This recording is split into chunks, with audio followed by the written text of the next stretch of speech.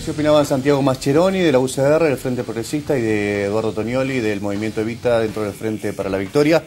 Está con nosotros nuestra invitada de hoy, Alicia Gutiérrez, del Partido Sí, dentro del Frente Progresista. Alicia, bienvenida, buenas noches, gracias por venir. Buenas noches. En principio te pregunto, después vamos seguramente a coincidir en algunos temas con Fede y él te hará sus preguntas.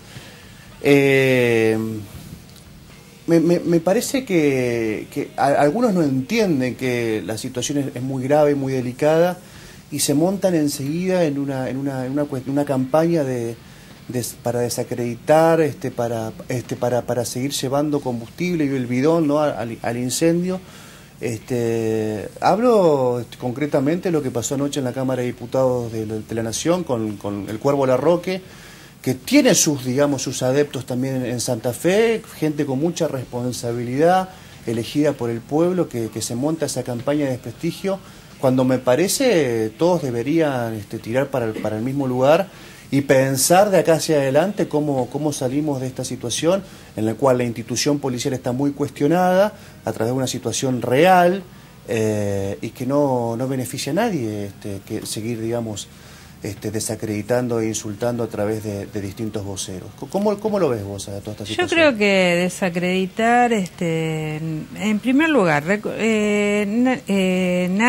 en el gobierno provincial deja de reconocer que hay un problema de inseguridad en la población, y que afecta a algunos más que a otros, ¿no es cierto? Porque yo creo que hay que no solamente reconocerlo, sino también que, bueno, ha habido debilidades y ha habido otras fortalezas que tienen que ver no precisamente con la corrupción, fortalezas en cuanto, tanto el gobierno de Wiener como de Enfati, de que nunca hubo ninguna denuncia contra un funcionario integrante del Poder Ejecutivo de corrupción, porque en realidad no hubo ningún caso de corrupción. En el caso de las fuerzas policiales, tanto el ministro Corti como el ministro Lamberto, a la menor denuncia o conocimiento, tomar conocimiento de alguna irregularidad por parte de algún policía, inmediatamente judicializaban el tema. Y por otro lado, esto también hace unas semanas, un poco más de un mes, sucedió un hecho inédito donde se suprimió una caja muy importante de un sector de la policía o de algunos policías, que era lo de los adicionales. Los jóvenes policías hacían los adicionales y ellos se quedaban con el dinero que les correspondía a los mismos. Así es, hay 8 detenidos y hay 3 jefes de alta graduación entre los 8 detenidos. Esto habla a las claras de una voluntad política de combatir la corrupción. Y después, como eso y antes habían sucedido otra cantidad de hechos en ese sentido, separando la paja del trigo, porque así como hay buenos policías y gente que cumple con su tarea correctamente y responsablemente, hay otros que no, ¿no es cierto? Como en todos los sectores de la población. Ahora, muchas veces montarse oportunistamente, hemos tenido nefastas experiencias en la Argentina con leyes como las leyes Bloomberg, que salieron al calor de este tipo de situaciones y de querer aprovechar políticamente hechos policiales que nosotros nunca hicimos. Yo siempre traigo a colación y recuerdo hechos emblemáticos de inseguridad durante el periodo anterior, durante el periodo de Obey, en los cuales, como la masacre de Coronda, la cual nosotros en la Cámara de Diputados, el hoy ministro Lamberto y yo, fuimos quienes salimos a defender esa política penitenciaria que decíamos era correcta, de mayor apertura, de posibilidad de la presencia de civiles dentro de las cárceles, otra política penitenciaria que no tenía que ver, tenían como la anterior más que ver con la dictadura que con un periodo democrático. Lo recuerdo perfectamente porque estuve en esa interpelación que fue 3 días después en que Fernando Rosúa va a la comisión. Lo recuerdo perfectamente. En realidad no era una interpelación, le pedimos que viniera a informar lo que pasó y nosotros le dijimos, esto fue una zona liberada. Él dijo, yo no lo digo yo, no, lo decimos nosotros, le dijimos. Y fuimos nosotros quienes defendimos los ataques de sus propios compañeros a Fernando Rosúa, y no utilizamos ese tema como un tema político partidario, sino que, bueno, defendimos la política penitenciaria que estaba llevando adelante él. Ahora bien, digo, no es la misma actitud. Es más, cuando hace pocos días el gobierno nacional sufrió un embate tremendo por parte de la prefectura y la gendarmería, lo dijimos claramente. Al menos nosotros estuvimos en la plaza en 25 de mayo en Santa Fe y en la plaza 25 de mayo en Rosario, movilizándonos en defensa de lo que consideramos había habido una ruptura de la cadena de mandos de las fuerzas de seguridad, y no nos parecía lo correcto ni una manera de garantizar, y nos parecía que que había que hacer era restablecer esa cadena de mandos y apoyar al gobierno en esto, porque nosotros no queremos ni que se rompa el orden constitucional, ni la cadena de mandos, ni que haya ningún tipo de, de intento de derrocar a un gobierno o de minar a un gobierno constitucional legítimamente elegido, nos guste o no nos guste. Bueno, pensás que no reconoces, obviamente generalizar siempre termina siendo injusto, pero vos no reconoces esa adultez que vos y Lamberto tuvieron en aquella oportunidad, en general en la oposición de Santa Fe con este tema. No, al contrario, yo creo que ha sido muy utilizado partidariamente y un intento de minar al gobierno provincial. Es así de claro, porque cuando fue el ministro Lamberto a la Cámara de Diputados, que fue hace 15 días aproximadamente, en primer lugar, recién hoy nos entregaron la versión taquigráfica de algo y en papel, ni siquiera una copia a cada diputado, uno por bloque, recién hoy, después de 15 días, cuando eso en 3 o 4 días se tiene. El ministro Lamberto fue muy claro y nadie quiso ni siquiera ampliar. Es más, un diputado le presentó un pedido de informes con 61 artículos que se los están contestando y prontamente va a tener la respuesta de esos 61 preguntas que la verdad es inédito en una Cámara que haya en un pedido de informe con 61 preguntas. Pero dio respuestas a todos los temas.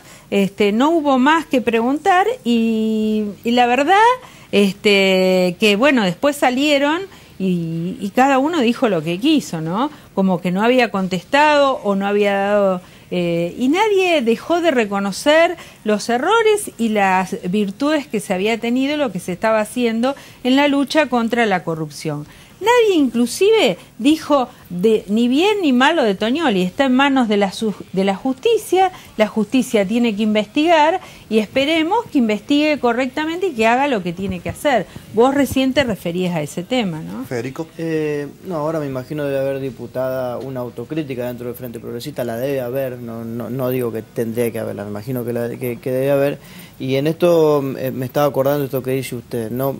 Hace un corte comenzando a hablar del ministro Corti, luego del ministro Lamberto. Yo decía cuando estaba presentando las notas que teníamos antes que podemos sostener que el autor intelectual de la emergencia de seguridad es una persona que fue funcionario del Frente Progresista hasta fines del año pasado. La autocrítica que se podría hacer el Frente Progresista en materia de gestión de seguridad de estos 5 años tiene que ver con las gestiones del ministro Gavioli y del ministro Cuenca principalmente.